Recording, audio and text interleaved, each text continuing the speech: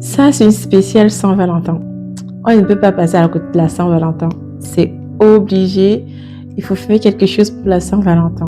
Comment est-ce qu'on exprime l'amour dans une culture où on n'a pas justement cette culture des gestes affectifs? Par exemple, tu vas pas forcément voir un couple qui se prend dans les bras ou des parents qui vont avoir des gestes affectifs envers leur enfant, mais néanmoins, le langage d'amour, il est différent. En plus, tu vas pas forcément entendre un papa qui appelle sa femme ma chérie, mon amour. Bon, il va imaginer tout ce que vous voulez en français. Donc c'est vraiment très rare. Ça commence quand même dans la nouvelle génération. Mais c'est rare. Alors, voici quelques expressions qu'on va utiliser pour exprimer son amour ou du moins son affection vis-à-vis de quelqu'un qu'on aime. Alors, numéro 1, on a moteso, ce qui veut dire ce dont on ne peut pas se passer. Le must have. On doit absolument avoir cette chose-là.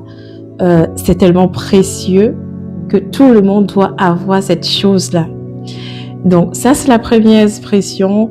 Les mamans vont l'utiliser vis-à-vis de leur enfant ou du conjoint ou encore une personne qu'on affectionne particulièrement, dont on va lui dire « Amote soya »,« Amote soya ».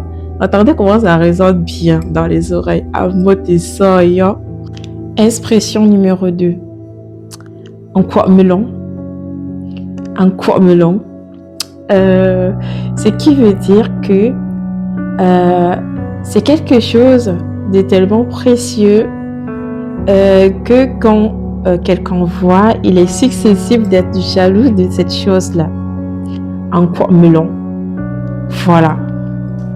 Ensuite, troisième expression, on a mais tu as tes sorts. Le marché qu'il ne faut pas louper, en fait. D'ailleurs, je me demande pourquoi est-ce qu'il y a tant de corrélations entre les expressions d'amour et finalement la dimension financière. Ça en dit un peu, peut-être beaucoup, de l'importance qu'on accorde à l'argent dans notre culture ou de manière générale à l'argent. Mais il y a souvent quand même ce petit côté financier qui est là. Mais tu as tes sorts. Donc c'est le marché que il faut pas rater ce marché-là, parce que tu rates ce marché-là. Il y a quelque chose de faux. C'est certainement le marché qui devait te ramener le plus d'argent en fait. Donc quand ta mère t'appelle, oh mais tu as tes sorts, ça veut dire que en fait t'es précieuse. Et la quatrième et la dernière expression que moi j'aime particulièrement, c'est tes arjou. Tes arjou. En fait, c'est quelque chose que tu ne peux pas acheter avec de l'argent. C'est quelque chose d'inestimable financièrement. Donc, même si tu avais des milliards sur terre, tu ne pourrais pas avoir cette chose-là avec ton argent. Donc, tes arjou. Si cette chose-là, elle manque, tu ne peux pas la ramener avec de l'argent. Ça, c'est mon expression préférée. Bon, à chaque fois, je fais un clin d'œil à nos mamans parce qu'elles sont exceptionnelles. Quand une maman combine amour tes sorts, mais tu as tes sorts, tes arjou, en quoi melon, c'est que soit tu as passé un examen qui est très très précieux, ou que tu as un concours, ou que tu as travaillé, tu as fait tous tes travaux à la maison et qu'elle souhaite que tu lui fasses une dernière tâche à la maison. elle te combine toutes ces expressions. Et comment est-ce qu'on peut dire non devant autant d'amour? On ne peut que dire oui.